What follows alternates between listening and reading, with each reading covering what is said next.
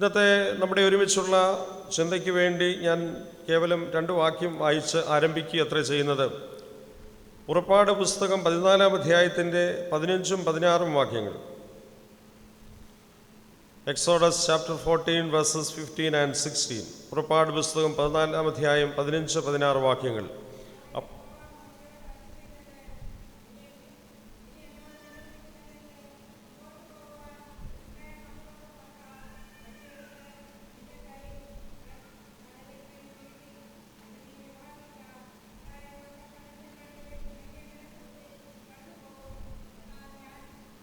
മതി 15-16 പ്രാർത്ഥിക്കാം. ദൈവമേ, സ്വർഗീയ പിതാവേ,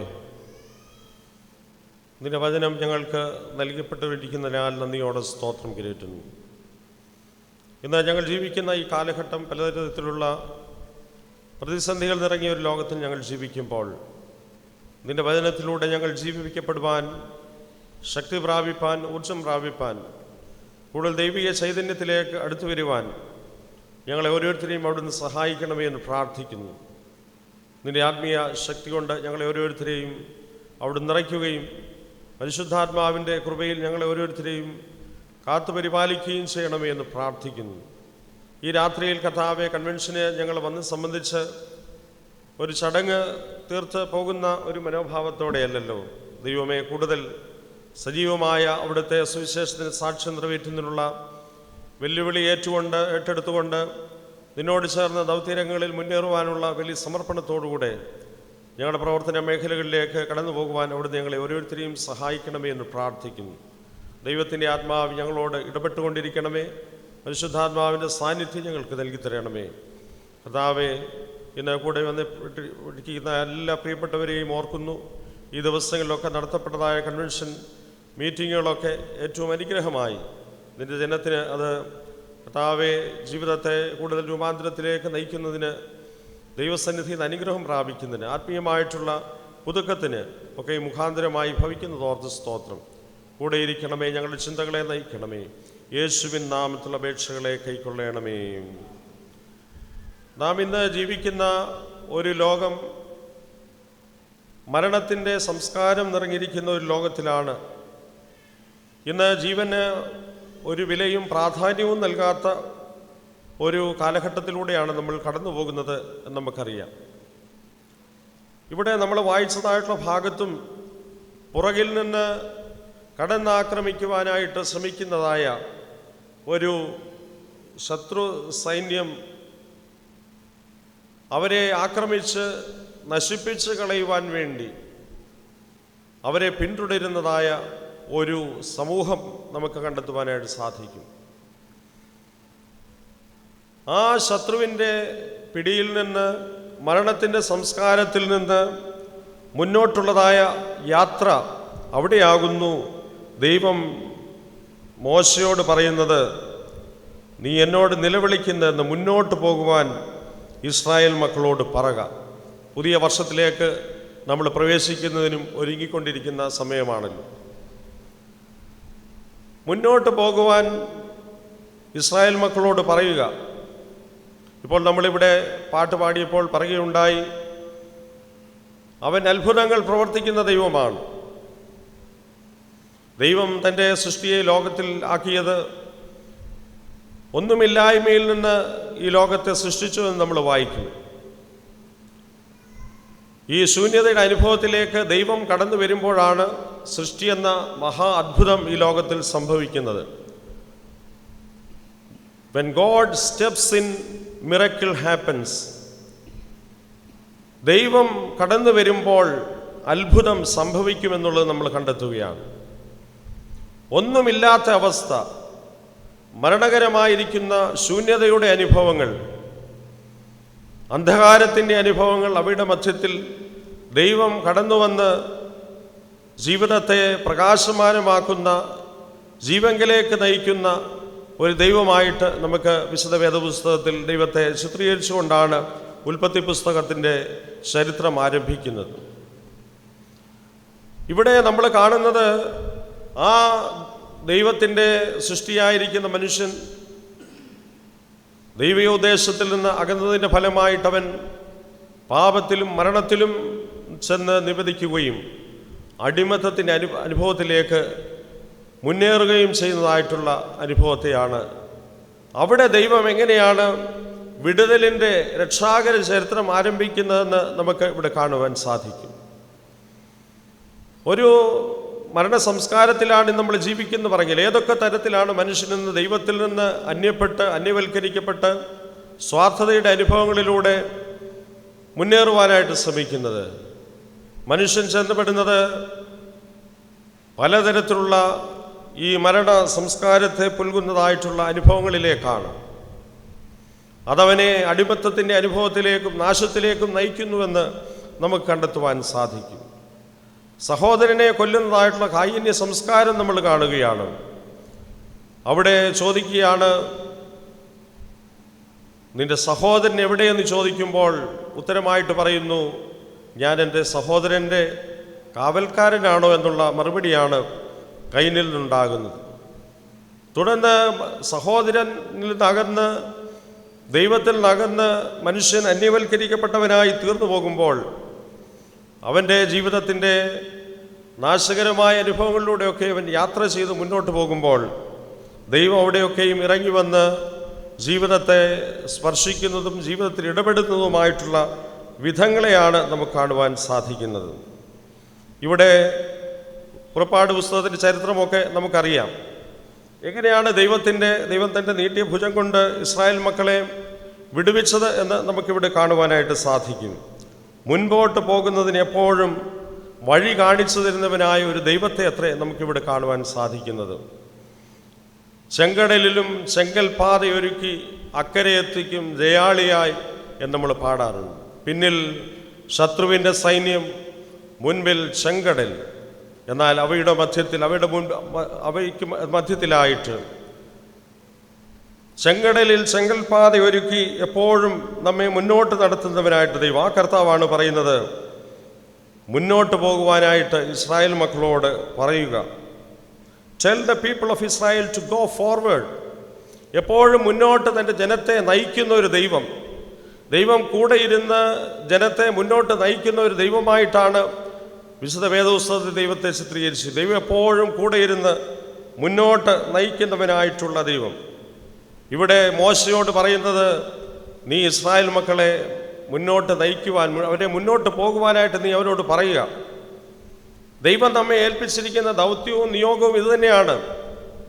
നാം മുന്നോട്ട് യാത്ര ചെയ്യുമ്പോൾ മറ്റുള്ളവരെയും മുന്നോട്ട് യാത്ര ചെയ്യുന്നതിന് വേണ്ടി എപ്പോഴും ആഹ്വാനം നൽകേണ്ടുന്നവരാണ്. അതാണ് സുവിശേഷ വേല, കർത്താവിൻ്റെ രക്ഷണീയ പ്രവർത്തനമെന്ന് പറയുന്നത് അതാണ്. കർത്താവിൻ്റെ രക്ഷണീയ പ്രവർത്തനത്തിൽ പങ്കുചേർന്നുകൊണ്ട് മറ്റുള്ളവരെ മുന്നോട്ട് നയിക്കുന്നതായ ഒരു വലിയ ശുശ്രൂഷയാണ്, നേതൃസ്ഥാനമാണ് മോശയെപ്പറ്റി നമ്മൾ ഓരോരുത്തരും ഏറ്റെടുത്തിരിക്കുന്നത്. ഓരോ മർത്തോമാക്കാനും ഏറ്റെടുത്തിരിക്കുന്നത് സന്നദ്ധ സുവിശേഷ സംഘം ആ ഒരു ശുശ്രൂഷയാണ് ഏറ്റെടുത്തിരിക്കുന്നത്. എബ്രഹാം മാർത്തോമാ തിരുമേനി അപ്രകാരം മുൻപിൽ നിന്ന് നയിച്ചതായിട്ടുള്ളൊരു വ്യക്തിയാണ്. സാധു കൊച്ചുകുഞ്ഞുപദേശി താൻ ജീവിച്ചിരുന്ന കാലഘട്ടത്തിൽ തൻ്റെ ജീവിതത്തിൻ്റെ ക്ലേശങ്ങളുടെ അനുഭവങ്ങളുടെ മധ്യത്തിലും ഈ ദൈവജനത്തെ മുന്നോട്ട് നയിച്ചതായിട്ടുള്ള വ്യക്തിയാണ്. കഷ്ടതകളുടെയും അരിഷ്ടതകളുടെയും മധ്യത്തിലും എത്രയോ ആളുകൾക്ക് ആശ്വാസമായി, ശരണമായി, സൗഖ്യമായി തീരുവാൻ തക്കവണ്ണം അവരെയൊക്കെ നയിച്ചതായിട്ടുള്ള അനേക മഹാരഥന്മാരെയാണ് നമുക്ക് ചരിത്രത്തിൽ കാണുവാനായിട്ട് സാധിക്കും. നമ്മൾ ഈ ജീവിക്കുന്ന കാലഘട്ടത്തിൽ നമ്മെ ദൈവം ഏൽപ്പിച്ചിരിക്കുന്നത് ഈ ശുശ്രൂഷയാണ്, ഈ ദൗത്യമാണ്, ഈ രക്ഷാകര പദ്ധതിയാണ് എന്നുള്ളത് തിരിച്ചറിഞ്ഞുകൊണ്ട് നമുക്ക് കർത്താവിനോടൊപ്പം യാത്ര ചെയ്യുവാനായിട്ട് സാധിക്കണം. 2 കൊരിന്ത്യർ 2-ാം അധ്യായത്തിൻ്റെ 14-ാമത്തെ വാക്യത്തിൽ പൗലോസ് പറയുന്നുണ്ട്, ക്രിസ്തുവിൽ എല്ലായ്പ്പോഴും ഞങ്ങളെ ജയോത്സവമായി നടത്തുന്നവനായിട്ടുള്ള ദൈവം. ക്രിസ്തുവിൽ എല്ലായ്പ്പോഴും ഞങ്ങളെ ജയോത്സവമായി നടത്തുന്നു. ഈ ഒരു ജയത്തിൻ്റെ ഉത്സവം, ഈ ശത്രുക്കളുടെ മേലുള്ള വിജയം, അത് എല്ലാ അനുഭവങ്ങളിലും നമുക്ക് ഉണ്ടാകേണ്ടത് ആവശ്യമാണ്. മരണത്തിൻ്റെ പിടിയിൽ നിന്ന് മാനവരാശിയെ വിടുവിക്കുവാൻ ദൈവം ചെയ്ത ഈ രക്ഷാകര പദ്ധതിയെ ദൈവം നമ്മളിലൂടെ നമുക്ക് നൽകിയിരിക്കുകയാണ്. നമ്മളോട് പറയുകയാണ്, മുന്നോട്ട് പോവുക. ദൈവം നമ്മെ കൂടെ നിന്ന് നമ്മുടെ മുമ്പിൽ നിന്ന് നമ്മെ മുന്നോട്ട് നയിക്കുന്നവനാണ്. ആ ഒരു ദൈവിക സാന്നിധ്യം നമ്മളെല്ലായ്പ്പോഴും തിരിച്ചറിയേണ്ടത് ആവശ്യമാണ്. ഈ മുന്നോട്ട് പോകുന്ന പാതയിൽ ലക്ഷ്യമെന്താകുന്നു എന്നുള്ളത് ദൈവം അറിയുന്നു. ആ ലക്ഷ്യത്തിലേക്ക് നമ്മെ ഓരോരുത്തരെയും നയിക്കുന്നു. നമ്മുടെ മുൻപിലും ഒരു വലിയ ലക്ഷ്യമുണ്ട്. നമ്മുടെ മുൻപിൽ ഈ വലിയ ദൈവരാജ്യമെന്ന ഒരു ലക്ഷ്യത്തോടു കൂടിയാണ് നമ്മളൊക്കെയും യാത്ര ചെയ്യുന്നത്.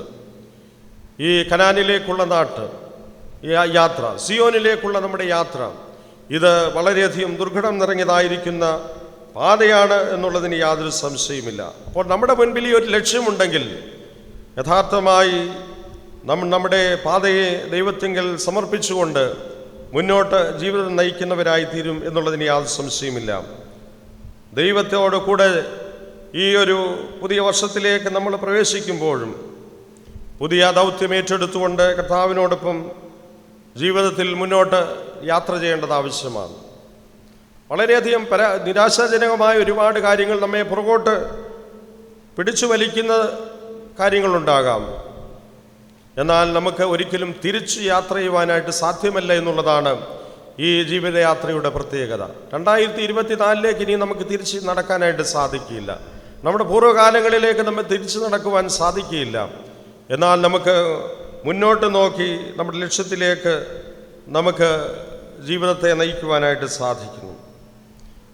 മരണത്തിൻ്റെ അനുഭവങ്ങളെ തിരിച്ചറിയുകയും അവയെ അതിജീവിക്കുകയും ചെയ്യേണ്ടത് ആവശ്യമാണ്.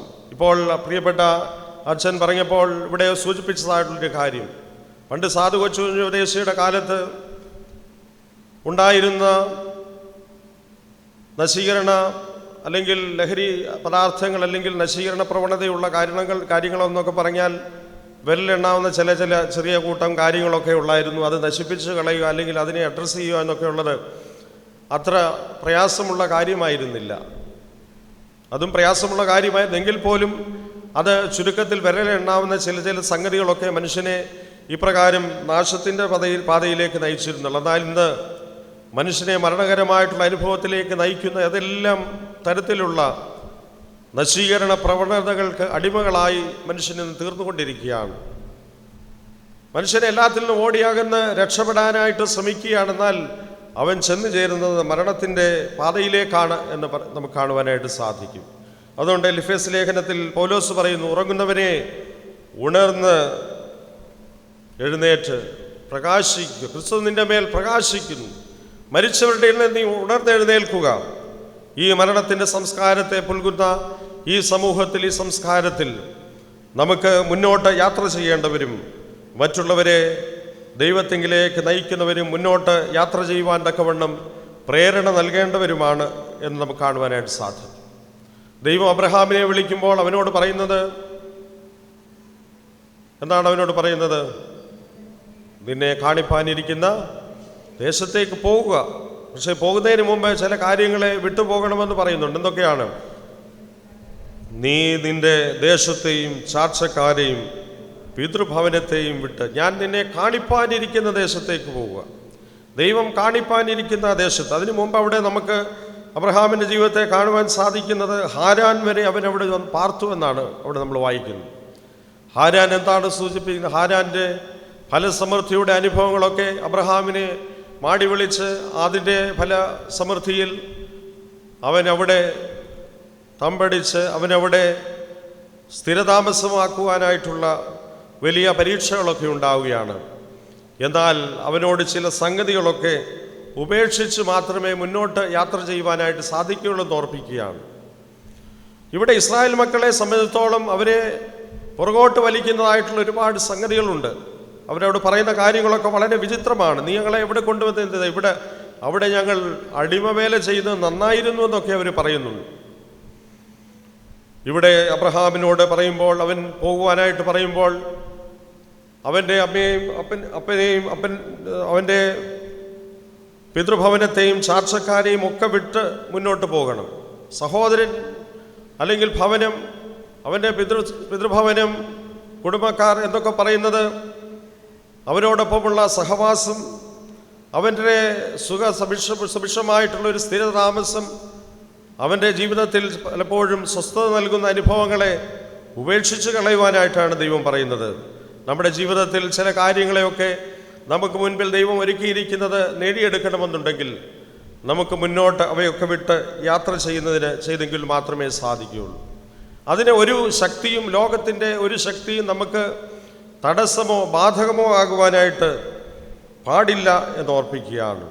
കർത്താവ് യേശു ക്രിസ്തു തന്നെ അനുഗമിച്ചതായിട്ടുള്ള ശിഷ്യന്മാരോട് പറയുകയാണ്, വിട്ടുപിരിയാത്തവന്, ഈ പറയുന്ന കാര്യങ്ങളൊക്കെ വിട്ടുപിരിയാത്തവൻ എൻ്റെ ശിഷ്യനായിരിക്കാനായിട്ട്, എന്നെ അനുഗമിപ്പാനായിട്ട് സാധിക്കുകയില്ല. ലൂക്കോസ് സുവിശേഷം 14-ാം അധ്യായത്തിൻ്റെ 33-ാമത്തെ വാക്യത്തിൽ അത് വിട്ടുപിരിഞ്ഞ് തന്നെ അനുഗമിക്കുവാനായിട്ട് സാധിക്കുമ്പോഴേ ആ ശിഷ്യത്വത്തിൻ്റെ പാതയിൽ മുന്നേറുവാനായിട്ട് സാധിക്കൂ.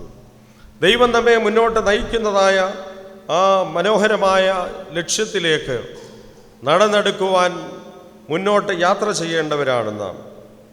സമൃദ്ധിയുടെ അനുഭവങ്ങൾ നമ്മെ പുറകോട്ട് പിടിച്ചു വലിക്കുന്നതിന് ഇടയുണ്ട്. എന്നാൽ അബ്രഹാം ദൈവത്തിൽ വിശ്വസിച്ചതുകൊണ്ട്, ദൈവത്തിൻ്റെ സ്വരം കേട്ടതുകൊണ്ട് അവൻ അതിൽ തന്നെ ആശ്രയിച്ച് നിൽക്കുന്നില്ല. അവൻ മുന്നോട്ട് യാത്ര ചെയ്യുവാനായിട്ട് താല്പര്യപ്പെടുകയാണ്. അവൻ ദൈവത്തിൻ്റെ ശബ്ദം കേട്ടു. മോശ കേട്ടതുപോലെ അബ്രഹാം ദൈവത്തിൻ്റെ ശബ്ദം കേട്ടു. നീ മുന്നോട്ട് പോവുക എന്നുള്ള ശബ്ദം കേട്ടു. നിന്നെ കാണിപ്പാനിരിക്കുന്നതായിട്ടുള്ള ദേശത്തേക്ക് യാത്ര ചെയ്യുക എന്ന് പറയുന്നതായിട്ട് നമുക്ക് കാണാൻ സാധിക്കും. അതുകൊണ്ട് ദൈവത്തിൻ്റെ ശബ്ദത്തിന് അബ്രഹാം ചെവി കൊടുത്തതുപോലെ നമ്മുടെയൊക്കെ ജീവിതത്തിൽ ദൈവത്തിൻ്റെ ശബ്ദത്തിന് ചെവി കൊടുക്കുമ്പോൾ ദൈവം നമ്മെ മുന്നോട്ട് കാണിക്കുന്നതായുള്ള പാതയിൽ നമുക്ക് മുന്നേറുവാനായിട്ട് സാധിക്കും. സകലവും വിട്ട് നിന്നെ ഞങ്ങൾ അനുഗമിച്ചിരിക്കുന്നു, ഞങ്ങൾക്ക് എന്ത് ലഭിക്കുമെന്ന് കർത്താവിൻ്റെ ശിഷ്യന്മാരിൽ ഒരുത്തനായിട്ടുള്ള പത്രോസ് പറയുന്നുണ്ട്. അന്നേരം അതേ തുടർന്ന് കർത്താവ് പറയുന്നുണ്ട്, നിനക്ക് ഇന്നതൊക്കെയാണ് ലഭിക്കാനായിട്ട് പോകുന്നത്. കർത്താവരുടെ മുമ്പിൽ വലിയൊരു ലക്ഷ്യമാണ് വെച്ചിരിക്കുന്നത്. ചില പ്രത്യേക ഉദ്ദേശത്തോടു കൂടിയാണ് അവരെ വിളിച്ചത്. അവരുടെ മുൻപിൽ വെച്ചിരിക്കുന്ന ആ ലക്ഷ്യത്തിലേക്കുള്ള യാത്രയ്ക്ക് സാധ്യമായി തീരണമെന്നുണ്ടെങ്കിൽ സകലവും വിട്ട് അവനെ പിൻഗമിച്ചെങ്കിൽ മാത്രമേ സാധിക്കുകയുള്ളൂ. വിശ്വാസത്തിൻ്റെ അനുഭവങ്ങളിലും അതുതന്നെയാണല്ലോ നമ്മൾ പറയുന്നത്. എബ്രായ ലേഖന കർത്താവ് പറയുന്നത്, നമ്മെ വിട്ട് നമ്മൾ മുന്നോട്ട് പോകണമെന്നുണ്ടെങ്കിൽ എന്തൊക്കെ വിടണമെന്നാണ് പറയുന്നത്? സകല ഭാരവും മുറുകെ പറ്റുന്ന പാപവും വിട്ടോടുക. വിശ്വാസത്തിൻ്റെ നായകനും പൂർത്തി വരുത്തുന്നതുമായ യേശുവിനെ നോക്കുക. The author and perfecter of faith. വിശ്വാസത്തിൻ്റെ നായകനാണ്, പൂർത്തി വരുത്തുന്നവനാണ് കർത്താവ്. ആ കർത്താവ് നമുക്ക് മുമ്പേ നടന്നു പോയിരിക്കുന്നത് കൊണ്ട് സകല ഭാരവും വിട്ട് നമുക്ക് മുൻപിൽ വെച്ചിരിക്കുന്ന ഓട്ടം സ്ഥിരതയോടുകൂടെ ഓടുവാനായിട്ട് സാധിക്കും. യേശു കർത്താവിനെ അനുഗമിച്ചതായിട്ടുള്ള ശിഷ്യന്മാർ അവരുടെ ജീവിതത്തിൽ ചില കാര്യങ്ങളൊക്കെ വിട്ടിട്ടാണ് കർത്താവിനെ അനുഗമിച്ചത്. എന്നാൽ ഒരു ശിഷ്യൻ വന്ന് ഒരു ചെറുപ്പക്കാരൻ വന്ന് ചോദിക്കുന്നുണ്ട്, ഞാൻ എന്ത് ചെയ്യണം? നിത്യജീവനെ പ്രാപിക്കേണ്ടതിന് ഞാൻ എന്ത് ചെയ്യണം? അവനോട് പറയുന്നു, നിനക്കുള്ളതൊക്കെ വിറ്റ് ദരിദ്രന്മാർക്ക് കൊടുക്കുക, പിന്നെ വന്ന് എന്നെ അനുഗമിക്കുക എന്ന് പറയുമ്പോൾ അവൻ വളരെ സമ്പന്നനാകൊണ്ട് അതിദുഃഖത്തോടുകൂടെ അവൻ്റെ വഴിയിൽ പോകുന്നു എന്ന് നമുക്ക് കാണുവാനായിട്ട് സാധിക്കും. അതുകൊണ്ട് ഒന്നും വിട്ടുകളയാതെ നമുക്ക് ഈ പാതയിൽ മുന്നേറുക പ്രയാസമാണ്. ഇസ്രായേൽ മക്കളെ സംബന്ധിച്ചോളം അവർ ഈ മരുഭൂമിയുടെ യാത്രകളെയൊക്കെയും താണ്ടി മുന്നോട്ട് യാത്ര ചെയ്യുമ്പോൾ അവർ പിന്നെയും പുറകോട്ട് തിരിഞ്ഞു നോക്കുന്നവരായിട്ട് തീരുമ്പോഴാണ് ദൈവം അവരോട് പറയുന്നത്, മുന്നോട്ട് പോകുവാനായിട്ട് ഇസ്രായേൽ മക്കളോട് നീ പറയുക. നമ്മുടെ ജീവിതത്തിൽ ആ ദൈവത്തിൻ്റെ ശബ്ദം നിരന്തരമായി നാം കേൾക്കേണ്ടത് ആവശ്യമാണ്. നമ്മുടെ മുന്നോട്ടുള്ള യാത്രയ്ക്ക് പലപ്പോഴും നമുക്ക് ശക്തിയില്ലാത്തവരായി തീർന്നു പോകാറുണ്ട്. പലപ്പോഴും നിരാശ നമ്മുടെ ജീവിതത്തെ ബാധിക്കാറുണ്ട്. ഒരു പുതിയ വർഷത്തിലേക്ക് നമ്മൾ പ്രവേശിക്കുമ്പോൾ നമ്മൾ ചിന്തിക്കാറുണ്ട്, എങ്ങനെ മുന്നോട്ടുള്ള കാര്യങ്ങളൊക്കെ എങ്ങനെ ആയിത്തീരും? എനിക്ക് അതിനുള്ള ശക്തിയില്ല, എനിക്കതിനുള്ള കഴിവില്ല, എൻ്റെ പ്രാപ്തിക്ക് മീതെയുള്ള കാര്യങ്ങളാണ് എനിക്ക് ജീവിതത്തിൽ സാധിച്ചെടുക്കേണ്ടിയിരിക്കുന്നത്. അപ്പോൾ ആ അനുഭവങ്ങളുടെ മധ്യത്തിലും ദൈവം നമുക്ക് ശക്തി തരും. ബലം നിന്നിലുള്ള മനുഷ്യൻ ഭാഗ്യവാൻ. ഇങ്ങനെയുള്ളവരുടെ മേൽ സിയോനിലേക്കുള്ള പെരുവഴികളുണ്ടെന്നാണ് പറയുന്നത്. അപ്പോൾ സിയോനിൽ ദൈവസന്നിധിയിൽ ചെന്നെത്തുന്ന ലക്ഷ്യം, സിയോൻ ലക്ഷ്യമാക്കി യാത്ര ചെയ്യുന്നവർക്കൊക്കെ അവിടുന്ന് അവിടുത്തെ ശക്തിയും ബലവും മേൽക്കുമേൽ പകരുന്നതായിട്ടുള്ള അവിടുത്തെ ശക്തി ബലം പ്രാപിച്ചുകൊണ്ട് മുന്നേറുന്ന അനുഭവം ലഭിക്കും. യഹോവയെ കാത്തിരിക്കുന്നവർ ശക്തിയെ പുതുക്കവർ തളർന്നു പോകാതെ ഓടുകയും ക്ഷീണിച്ചു പോകാതെ നടക്കുകയും ചെയ്യും.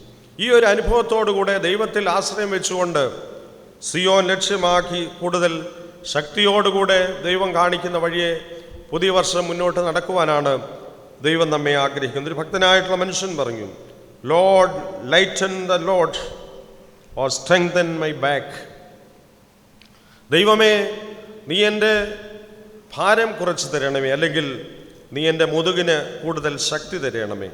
നമ്മുടെ ജീവിതത്തിൻ്റെ പാതയിൽ ഒരുപക്ഷെങ്കിൽ നമുക്ക് മുന്നോട്ട് നീങ്ങുവാനായിട്ട് പലപ്പോഴും ശക്തിയില്ലാത്തവരാണ് എന്ന് തോന്നുമ്പോൾ ദൈവം തന്നെ ബലവും ശക്തിയും പകർന്ന് നമ്മെ മുന്നോട്ട് നയിക്കുന്നു എന്ന് നമുക്ക് കണ്ടെത്തുവാനായിട്ട് സാധിക്കും. യേശു കർത്താവിൻ്റെ ജീവിതം നമ്മൾ നോക്കുമ്പോൾ ആ മരണകരമായിരിക്കുന്ന അനുഭവങ്ങളെയൊക്കെ യേശു കർത്താവ് അവയെ സധൈര്യം നേരിട്ടു. കർത്താവ് പറഞ്ഞു, ലോകത്തിൽ നിങ്ങൾ കഷ്ടമുണ്ടെങ്കിലും ധൈര്യപ്പെടുവീൻ, ഞാൻ ലോകത്തെ ജയിച്ചിരിക്കുന്നു. കർത്താവ് ആ ജയാളിയായിട്ട് നമുക്ക് മുൻപിലുണ്ട് എന്നുള്ളതിന് യാതൊരു സംശയമില്ല. യേശു കർത്താവിൻ്റെ ആ ദൗത്യത്തിൻ്റെ പാതയിൽ താബോറിൻ്റെ അനുഭവങ്ങൾ അവനൊരു മുന്നൊരുക്കമായിരുന്നു. ഗോൽഗൊഥ ഈ ദൗത്യത്തിൻ്റെ പൂർത്തീകരണത്തിൻ്റെ അനുഭവമായിരുന്നു. ആ ലക്ഷ്യത്തിൻ്റെ അനുഭവങ്ങളിൽ, ആ താബോറിൻ്റെ അനുഭവങ്ങളിൽ കുടിൽ കെട്ടി അവിടെ വിശ്രമം കൊള്ളുന്നതിനല്ല, പിന്നെയോ ഗോൽഗൊഥായിലേക്കുള്ള യാത്രയിൽ മുന്നേറുന്നതിന് യേശു കർത്താവ് ധൈര്യവും ബലവും പ്രാപിച്ചു എന്ന് നമുക്ക് കാണുവാനായിട്ട് സാധിക്കും. അതുകൊണ്ട് ജീവിതത്തിൻ്റെ യാത്രയിൽ നമുക്ക് മുന്നിൽ വെച്ചിരിക്കുന്ന ലക്ഷ്യങ്ങൾ നേടിയെടുക്കുന്നതിന് വേണ്ടി ദൈവത്തോടൊപ്പം യാത്ര ചെയ്യേണ്ടത് ആവശ്യമാണ്. മുന്നോട്ട് പോകുവാൻ നീ ഇസ്രായേൽ മക്കളോട് പറയുക. ഈ പുതിയ വർഷത്തിലേക്ക് നമ്മൾ പ്രവേശിക്കുമ്പോൾ നമ്മളുടെ തളർച്ച, നമ്മുടെ ക്ഷീണം, മറ്റുള്ളവർ നമ്മെ ഭാരപ്പെടുത്തുകയും വിചാരപ്പെടുത്തുകയും ചെയ്ത അനുഭവങ്ങൾ, ചില നെഗറ്റീവ് തോട്ട്സ്, പലപ്പോഴും നമ്മെ പിന്നോട്ട് വലിച്ചു വലിക്കുന്നതായ ഒരുപാട് ശക്തികൾ, നമ്മെ നിരുത്സാഹപ്പെടുത്തുന്നതായിട്ടുള്ള നമ്മുടെ കൂടെയുള്ളവർ ഒക്കെയും നമ്മുടെ പാതയിൽ നമുക്കൊരു പക്ഷെങ്കിൽ നമ്മോടൊപ്പം ഉണ്ടായിരിക്കാം. എന്നാൽ നമ്മുടെ ജീവിതയാത്രയ്ക്ക് ശക്തി പകർന്ന് നമ്മെ മുന്നോട്ട് നയിക്കുന്ന ദൈവം നമ്മോട് കൂടെയുണ്ട് എന്ന് നമ്മൾ അറിയുക. ഏലിയാവിൻ്റെ യാത്രയെപ്പറ്റി നമ്മൾ വായിക്കുന്നുണ്ട്. 1 രാജാക്കന്മാരുടെ പുസ്തകം 19-ാം അധ്യായത്തിൽ അവൻ ചൂരച്ചെടിയുടെ കീഴിൽ ആ തണലിൽ അവൻ ക്ഷീണിച്ച് അവശനായി കിടക്കുന്നതായിട്ടുള്ള സമയത്ത് ദൈവത്തിൻ്റെ ദൂതൻ അവൻ തട്ടി ഉണർത്തി അവനെ ബലപ്പെടുത്തി ശക്തീകരിച്ച് മുന്നോട്ട് അയക്കുന്നതായിട്ടുള്ള ചരിത്രമൊക്കെ നമുക്കറിയാം. ആ മരുഭൂമിയുടെ അനുഭവങ്ങളിൽ അവന് ശക്തി പകർന്ന് ബലം പകർന്ന് അവൻ ദൈവത്തിൽ നിന്ന് ശക്തി പ്രാപിച്ച് അവൻ കൂടുതൽ വലിയ ശുശ്രൂഷകൾക്ക്, വലിയ ദൗത്യങ്ങൾക്ക് അവനിലൂടെ ചെയ്തെടുക്കുന്നതിന് സാധിച്ചു എന്നുള്ളത് നമുക്ക് കാണുവാനായിട്ട് സാധിക്കും. അതുകൊണ്ട് ദൈവം നമ്മോട് ആവശ്യപ്പെടുകയാണ്, നാം മുന്നോട്ട് യാത്ര ചെയ്യുക. അടിമത്തത്തിൻ്റെ അനുഭവങ്ങളുടെ രുചി പകരുന്ന ഓർമ്മകൾ ആണ് ഇസ്രായേൽ മക്കൾക്ക് ഇവിടെ പറയുവാനായിട്ടുള്ളത്. നീ എന്തിനാണ് ഞങ്ങളെ മരുഭൂമിയിൽ മരിക്കുന്നതിന് വേണ്ടി ഇവിടെ കൊണ്ടുവന്നത്? ഞങ്ങൾക്ക് അവിടെയുള്ള അടിമവേല ചെയ്ത് രുചികരമായിരിക്കുന്ന ഭക്ഷണമൊക്കെ അവിടെ കഴിച്ചുകൊണ്ട് ഞങ്ങൾക്ക് അവിടെ ജീവിക്കാമായിരുന്നുവല്ലോ. എന്നാൽ നമുക്ക് മുന്നോട്ട് പോകാതെ ഒരിക്കലും നമുക്ക് സ്റ്റാഗ്നൻ്റ് ആയിരിക്കുന്നതിനോ പുറകോട്ട് പോകുന്നതിനോ സാധിക്കുകയില്ല എന്നുള്ളത് ഈ ദൈവത്തിൻ്റെ വചനം നമ്മെ ഓർമ്മിപ്പിക്കുകയാണ്. മുന്നോട്ട് പോകുന്നവർക്ക് മാത്രമേ ഈ ജയോത്സവത്തിൻ്റെ അനുഭവത്തിൽ ദൈവത്തോടൊപ്പം പങ്കുചേരുന്നതിന് സാധിക്കുകയുള്ളൂ എന്നതുകൊണ്ടാണ് ഈ വിമോചനത്തിൻ്റെ അനുഭവത്തിൽ പങ്കുചേരുവാനുള്ള വലിയ ആഹ്വാനം ലഭിക്കുന്നത്.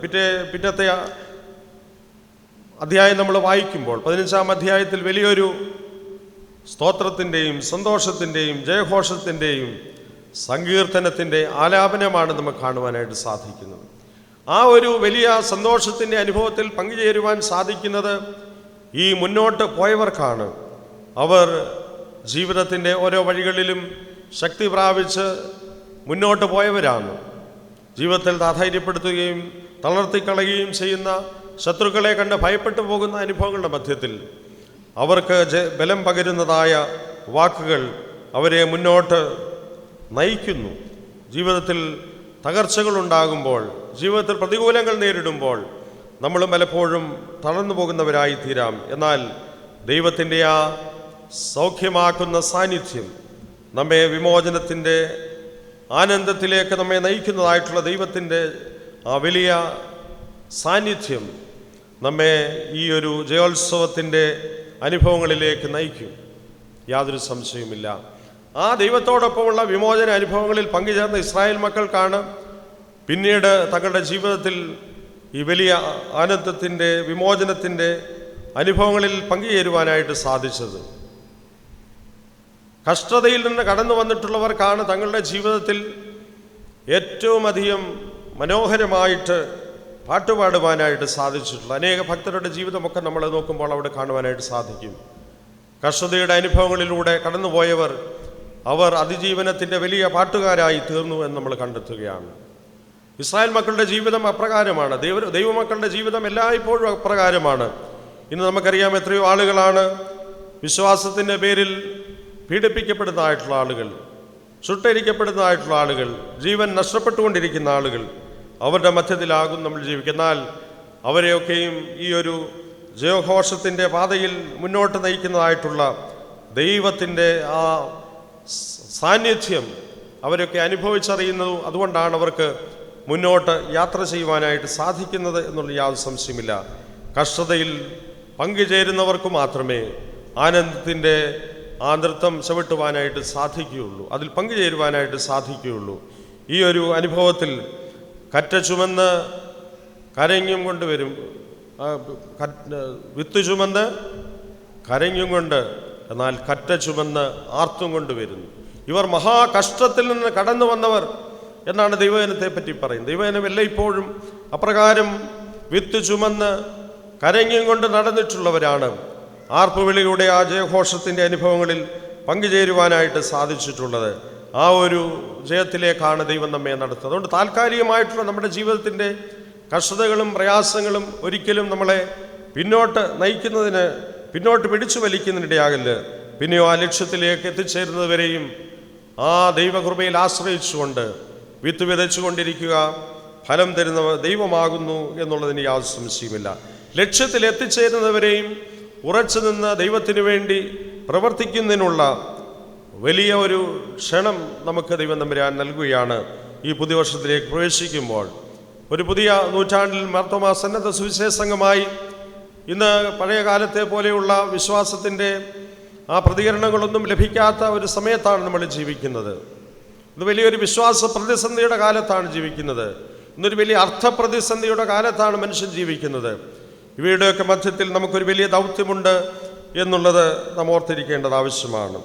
കുരിശിൻ്റെ വഴിയിലൂടെ, സഹനത്തിൻ്റെ പാതയിലൂടെ ആ പ്രലോഭനങ്ങളെയും പരീക്ഷകളെയും ഒക്കെ അതിജീവിച്ച് നമ്മെ കടന്നുകൂടുന്നതായിട്ടുള്ള മരണത്തിൻ്റെ പാശങ്ങളെ എല്ലാം മറിച്ച് മുന്നോട്ട് യാത്ര ചെയ്യുവാൻ തക്കവണ്ണം ദൈവകരങ്ങളിലേക്ക് നമ്മെ തന്നെ സമർപ്പിക്കാം. ഈ ഒരു വർഷത്തിൻ്റെ അവസാന നിമിഷത്തിലേക്ക് നമ്മൾ അടുത്തു വന്നിരിക്കുകയാണ്. ദൈവം നമ്മോട് ആവശ്യപ്പെടുന്നത് മുന്നോട്ട് പോകുക എന്നുള്ളതാണ്. അതുപോലെ തന്നെ ഇസ്രായേൽ മക്കളോട് പറയുക, മുന്നോട്ട് പോകുന്നതിന് വേണ്ടി ആഹ്വാനം നൽകുക. നാം മുന്നോട്ട് യാത്ര ചെയ്യുന്നതിനും മുന്നോട്ട് പോകുന്നതിനുള്ള ആഹ്വാനം നൽകുവാനുമായിട്ടുള്ള വലിയ വിളി ഏറ്റെടുത്തുകൊണ്ട് നമ്മുടെ കർമ്മ മേഖലകളിൽ ആയിരിക്കാനായിട്ട് ദൈവം നമ്മെ സഹായിക്കട്ടെ. ഈ ലോകത്തിൽ നമ്മുടെ ആയുസ്, നമ്മുടെ ജീവിതം, നമ്മുടെ കാലയളവെന്ന് പറയുന്നത് വളരെ ഹ്രസ്വമാണ്, എണ്ണപ്പെട്ടതാണ് എന്നുള്ള തിരിച്ചറിവ് നമുക്കുണ്ടാകണം. ഓരോ വർഷവും നമ്മൾ കടന്നു വരുന്നു, ഓരോ വർഷവും നമ്മളിൽ നിന്ന് കടന്നു പോകുന്നു. നമ്മുടെ വാക്കും നമ്മുടെ പ്രവൃത്തിയും എല്ലാം വളരെയധികം വിവേകത്തോടുകൂടെ ആയിരിക്കാനായിട്ട് നമ്മൾ സാധിക്കണം. നമ്മളെല്ലാം ഈ ഒരു സമയത്തിൻ്റെ ബന്ധിതമായിരിക്കുന്ന അനുഭവത്തിലാകുന്നു മുന്നോട്ട് പോകുന്നത്. നമ്മുടെ ജീവിതത്തിൽ നമുക്ക് ഒരു ലക്ഷ്യമുണ്ട് എന്നുള്ളത് എല്ലായ്പ്പോഴും ഓർക്കുക. എല്ലായ്പ്പോഴും ഒരു സെറ്റിലായിട്ട് എവിടെയെങ്കിലും സുഖത്തിലും സംതൃപ്തിയിലും കഴിഞ്ഞുകൂടുക എന്നുള്ള അനുഭവമല്ല. പിന്നെയോ മുന്നോട്ട് ദൈവം കാണിക്കുന്നതായിട്ടുള്ള വഴിയിലൂടെ യാത്ര ചെയ്യുക. സ്വർഗരാജ്യം എന്നുള്ള ലക്ഷ്യമാകുന്നു ദൈവം നമുക്ക് കാണിച്ചു തന്നിട്ടുള്ളത്. എൻ്റെ മുൻപാകെ നടന്ന് നിഷ്കളങ്കനായിരിക്കുക എന്ന് തുടർന്ന് അബ്രഹാമിനോട് ദൈവം പറയുന്നതായിട്ട് നമുക്ക് കാണുവാൻ സാധിക്കും. നീ എൻ്റെ മുൻപാകെ നടന്ന് നിഷ്കളങ്കനായി ഇരിക്കുക. ദൈവരാജ്യത്തിൻ്റെ അനുഭവത്തിൽ ജീവിതം കൂടുതൽ പെർഫെക്ഷനിലേക്ക് നയിക്കുക. നിഷ്കളങ്കനായി എനിക്ക് മുമ്പാകെ നടക്കുക. ആ പെർഫെക്ഷന് വേണ്ടിയുള്ള യാത്രയാണ് നമ്മുടെ ജീവിതം എന്ന് പറയുന്നത്. So we are short journeys. നമുക്കുന്നതമായിരിക്കുന്ന ഒരു ലക്ഷ്യം പ്രാപിക്കുന്നതിന് വേണ്ടി നമ്മൾ ഈ ലോകത്തിൽ യാത്ര ചെയ്യുന്ന ഒരു വിശ്വാസ അനുഭവത്തിലെ യാത്രക്കാരാകുന്നു. സിദ്ധ് ഹോക്കർ ചലാജ, ഹിന്ദി പുസ്തകത്തിൽ അങ്ങനെ എഴുതിയിരിക്കുന്നു. സിദ്ധ് ഹോക്കർ ചലാജ, അതൊരു നടപ്പാണ്, ഒരു ലക്ഷ്യത്തിലേക്കുള്ളതായ യാത്രയാണ്. പെർഫെക്ഷനിലൂടെ കൂടുതൽ മെച്ചമായിട്ടുള്ള അനുഭവത്തിലേക്കുള്ള ഒരു യാത്രയാണ്. നമ്മളാരും പൂർണ്ണത പ്രാപിച്ചിട്ടില്ല. ഈ ലോകത്തിലെ നമ്മുടെ ജീവിതയാത്രയിൽ നമ്മൾ ഓരോ പടിയും മുന്നേറുമ്പോൾ ഈ കർത്താവിനോട് ചേർന്ന് ജീവിതാനുഭവങ്ങളിൽ മുന്നേറുവാൻ ദൈവകരങ്ങളിലേക്ക് നമ്മെ തന്നെ സമർപ്പിക്കാം. അവിടെ അത്ഭുതം പ്രവർത്തിക്കുന്ന ദൈവത്തിൻ്റെ കരം കാണുവാൻ സാധിക്കും. ഇവിടെ ശത്രുക്കൾ ആ ചെങ്കടലിൽ മുങ്ങിപ്പോകുന്നതായിട്ടുള്ള അനുഭവം നമ്മൾ കണ്ടെത്തുന്നു. മരണകരമായിട്ടുള്ള സാഹചര്യങ്ങളെ എങ്ങനെയാണ് ഈ വിശ്വാസത്തിൻ്റെ കണ്ണോടുകൂടെ കാണുവാനായിട്ട് സാധിക്കുന്നത്? അവയുടെ മേൽ ജയം വരിക്കുന്നതായിട്ടുള്ള ദൈവത്തിൻ്റെ വലിയ വിടുതലിൻ്റെ അനുഭവം പ്രാപിക്കുവാൻ വിശ്വാസ സമൂഹത്തിന് സാധിക്കുമെന്നുള്ള യാതൊരു സംശയമില്ല. പ്രിയപ്പെട്ടവരെ, നമ്മുടെ ജീവിതത്തെ സമ്പൂർണ്ണമായി ദൈവകരങ്ങളിൽ സമർപ്പിക്കാം. ഇന്ന് രാത്രികാലം നമ്മൾ ഈ പള്ളിയിൽ ഒരുമിച്ച് കൂടി ഇന്നത്തെ ഈ ഒരു ദൈവത്തെ ആരാധിക്കുവാനും മഹത്വപ്പെടുത്തുവാൻ ഈ കൺവെൻഷൻ്റെ ചേർന്ന് വരുവാൻ, പ്രത്യേകിച്ച് മാർത്തോമാ സന്നദ്ധ സുവിശേഷ സംഘത്തിൻ്റെ വലിയ ദൗത്യത്തിൽ പങ്കുചേർന്ന് ഈ നാളുകൾ പ്രവർത്തിച്ചുകൊണ്ട് നമ്മുടെ തലമുറയെ മുന്നോട്ട് നയിക്കുവാനുള്ള, മരണകരമായിരിക്കുന്ന ഒരുപാട് സാഹചര്യങ്ങളുടെ മധ്യത്തിൽ ജീവിക്കുന്ന നമ്മുടെ ഇന്നത്തെ തലമുറയെ ജീവൻ്റെ അനുഭവത്തിലേക്ക് ലക്ഷ്യം കാണിക്കുന്നവരായി തീരുവാനുള്ള വലിയ ദൗത്യമാണ് നമ്മൾ ഏറ്റെടുക്കേണ്ടത്. മുന്നോട്ട് പോകുവാൻ ഇസ്രായേൽ മക്കളോട് പറയുക എന്നുള്ള ആ വലിയ ദൂത് നമ്മോട് ഓരോരുത്തരുമാണെന്ന് ഓർക്കുക. ദൈവകൃപയിൽ നമുക്ക് ശരണപ്പെടാം, ദൈവത്തിൽ ആശ്രയിക്കാം. ദൈവം തൻ്റെ പരിശുദ്ധാത്മാവിനാൽ നമ്മെ ഓരോരുത്തരെയും സഹായിക്കുമാറാകട്ടെ.